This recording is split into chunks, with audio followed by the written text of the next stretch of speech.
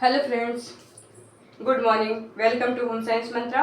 मैं ज्योति मिश्रा अपने इस चैनल पर आपका स्वागत करती हूँ और अपनी पढ़ाई को आगे बढ़ाते हुए पेपर को देखते हुए हम लोग अपना टॉपिक कवर करते हैं, क्योंकि हम लोग के पास अब समय नहीं है। 15 या 16 में हमारा पीजीटी का पेपर लगा हुआ है और दिसंबर में हमारा टीजीटी एलटी लगा हुआ है, तो उसको देखते हुए तैयारी को करते हैं। और आज हम लोग क्या पढ़ेंगे? आज हम लोग मिनरल्स पढ़ेंगे, यानी कि खनिज लवण। ओके, आज हम लोग क्या पढ़ेंगे? खनिज लवण। जो हमारा खनिज लवण है इसकी संख्या 24 है। ये हमारे शरीर का 4% भाग बनाते हैं। कितना भाग बनाते हैं? 4%। हमारे शरीर का 4% भाग कौन बनाता है? मिनरल। और एक कार्बनिक रासायनिक तत्व है। ये कैसे तत्व है? अकार्बनिक रासायनिक तत्व है, जिसे रात की संख्या दी गई है। ठीक है, और इसकी संख्या 24 है। इसमें इसके दो पार्ट है, एक है मुख्य, दूसरा है गौड़। मुख्य में मेजर, माइक्रो। गौड़ ट्रेस, माइक्रो और मैक्रो, ये दोनों में हम लोग फर्क थोड़ा ही और किसी में हम लोग कंफ्यूज होते हैं। ठीक है, इसको देखना और ये हमें याद भी करना है। इसमें क्या क्या? मैक्रो में क्या है? कैल्शियम। मुख्य तत्व जो है calcium, phosphorus, potassium, sodium, sulphur, chlorine, magnesium. ये बहुत ही आवश्यक पोषक तत्व जो हमारे शरीर में बहुत ही आवश्यक होते हैं, इनकी आवश्यकता बहुत ही ज्यादा होती है। अगला है गौड़। गौड़ में क्या है? लोहा, तांबा, nickel, aluminium, selenium, cadmium, silicon, iodine, bromine, fluorine, manganese, chromium, vanadium, molybdenum, zinc and cobalt. ठीक है, ये सारे हमारे गौड़ पे हैं मिनरल्स। और जो हमारे मुख्य मिनरल्स हैं इसको हम याद कर लेंगे, बाकी जो बचेगा उसको याद करने की जरूरत नहीं है। उसको हम लोग समझेंगे कि इतना ये जो 7 तत्व है मुख्य तत्व, इसको हम लोग याद कर लेंगे। याद करना बहुत ही जरूरी है, क्योंकि पेपर में पूछे भी जा सकते कौन से मुख्य है, कौन से गौड़ है। ठीक है, तो हम इन 7 को याद कर लेंगे, अपने आप याद हो जाएगा। इन 7 में जो नहीं आएगा वो गौड़ में आ जाएगा। ठीक, अगला हम लोग क्या देखते हैं? कार्य, कि मिनरल्स के क्या कार्य हैं। तो मिनरल्स के क्या कार्य हैं? मिनरल्स के कार्य हैं अस्थियों का निर्माण करना। ठीक है, अस्थियों का इनके 2 कार्य होते हैं खनिज लवण के। कौन कौन से होते हैं?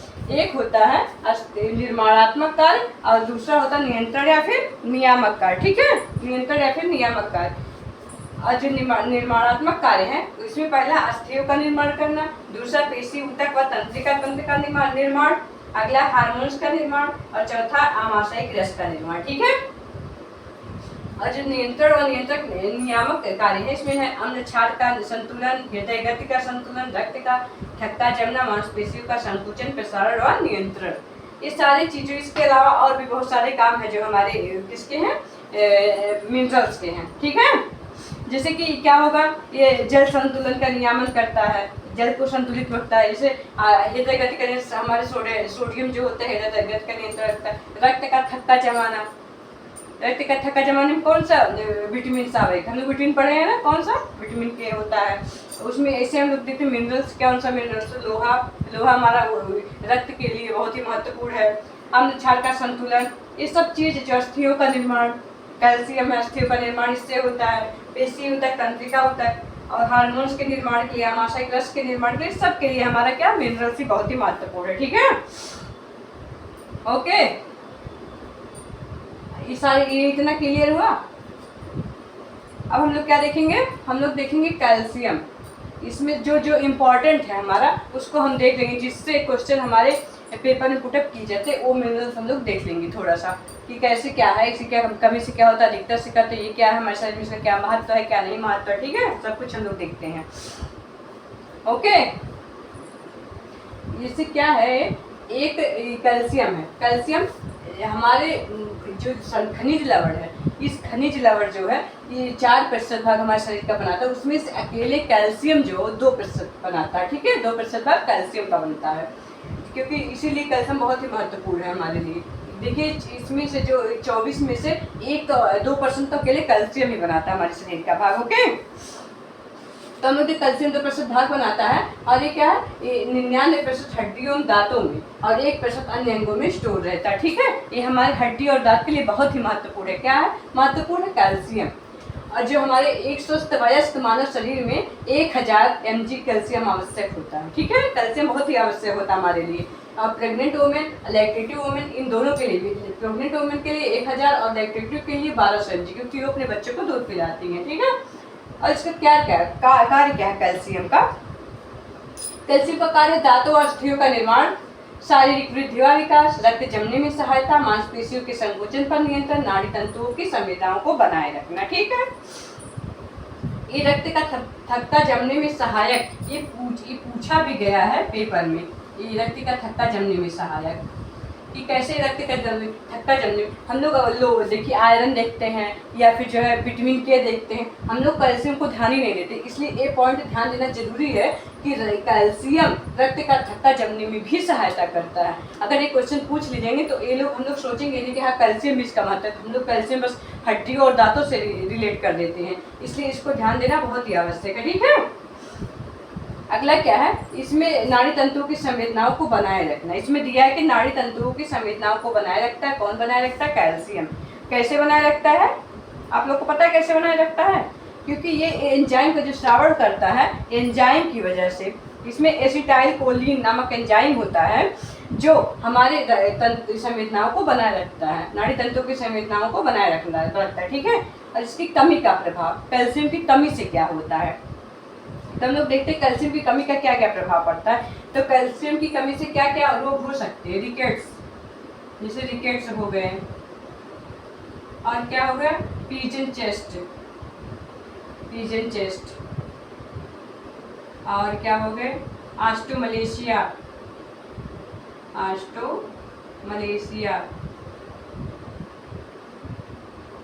अगला क्या है, ऑस्टियोपोरोसिस,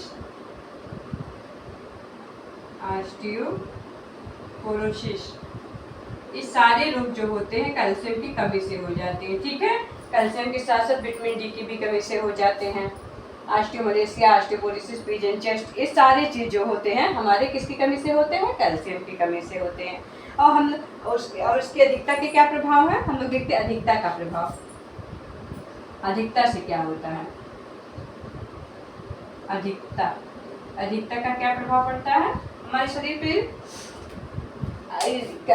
देखिए जो रिकेट्स होता है, ये हमारा हम पूछा जा सकता है कि रिकेट्स का किस में होता है, बच्चों में, बूढ़ों में, युवावस्था में, वयस्कावस्था में, प्रौढ़ावस्था में, किस अवस्था में रिकेट्स हो सकता है। तो रिकेट्स अधिकतर जानते हैं किसको होता है, शिशुओं में होता है, शिशुओं में होता है। ठीक है, और पिजन चेस्ट यानी जो बच्चे होते हैं इनकी छाती कबूतर की तरह हो जाती है। ठीक है, ये मुड़ जाती है, इनकी जो अस्थियां होती है वो मुड़ जाती है, ये भी शिशुओं में होता है। पिजन चेस्ट, रिकेट्स, ऑस्टियोमलेशिया ये वयस्क अवस्था में, वयस्क स्त्री या पुरुष को होता है, वयस्क अवस्था में, वयस्कों को कर सकते हैं। अब ऑस्टियोपोरोसिस जो होता है वो वृद्धों में होता है। ठीक है, ऑस्टियोपोरोसिस वृद्धों में, ये रोग भी पूछे जाते हैं। इस रोग को हम इम्पोर्टेंट भी कर सकते हैं क्योंकि हमारे पेपर में कई बार आए हुए हैं ये सारे रोग।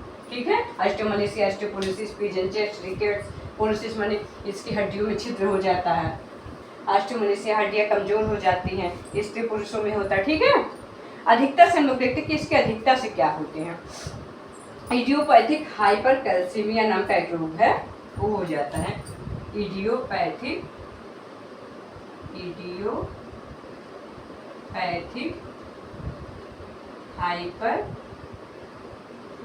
Hyper calcaemia.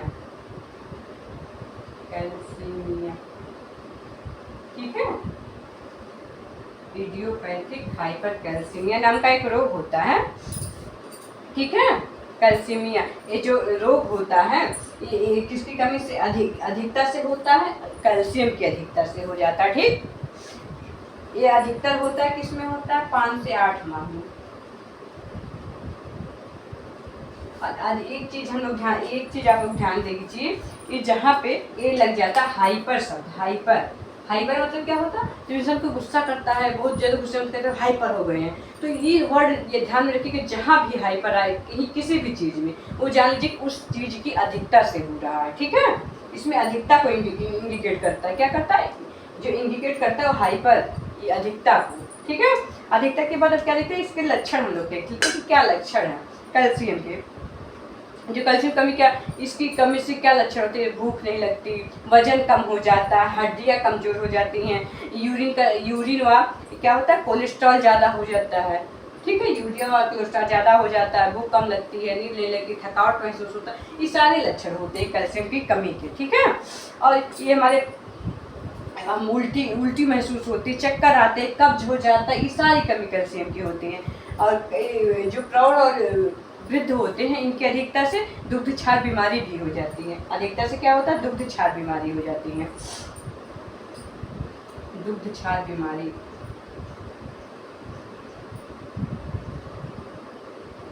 दुग्ध क्षार बीमारी हो जाती है। ये देखिए बच्चों में होगा इडियोपैथिक हाइपरकैल्सियमिया, दुग्ध क्षार बीमारी वयस्क और वृद्धों में होता है। ठीक है, इसमें शरीर के कोमल अंगों में कैल्शियम का जमा हो जाता है। अगर पूछा जाए कि दुग्ध क्षार बीमारी में क्या होता है, तो शरीर के कोमल अंगों में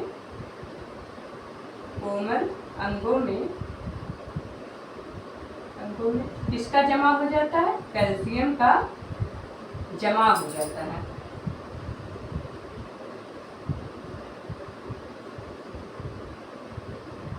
ठीक है, इसमें कैल्शियम का जमा हो जाता है। ओके,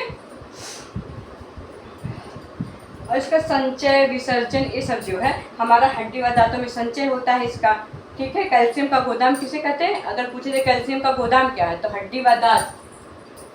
हम लोग क्या लिखे हैं आगे? हड्डी व दांत। हड्डी व दांत को यहाँ देख लेते हैं, हड्डी व दांत कैल्शियम का गोदाम कहते हैं। कैल्शियम का गोदाम, हड्डी व दांत को कैल्शियम का गोदाम कहते हैं। ठीक है, और इसका विसर्जन कैसे होता है? तो इसका विसर्जन वृक्क से, आंत से, त्वचा से, मल मूत्र, पसीना से, इन सब से कैल्शियम का क्या होता है? विसर्जन हो जाता है। और ये हमारे शरीर के 320 mg ये हमारे कैल्शियम हमारे शरीर के लिए आवश्यक होता है। और इसका विसर्जन पूछा जाता है मूत्र से 175 mg।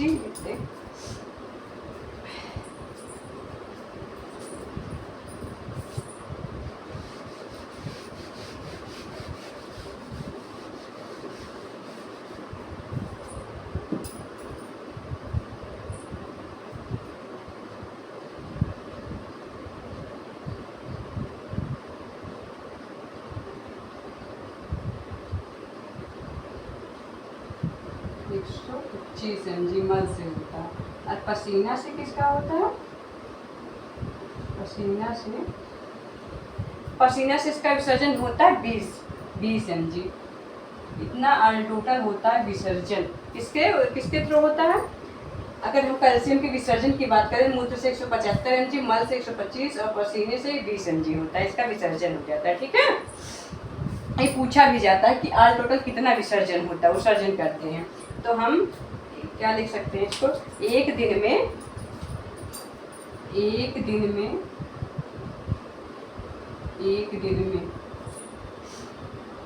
कितना हुआ? 320 mg कैल्शियम का विसर्जन करते हैं।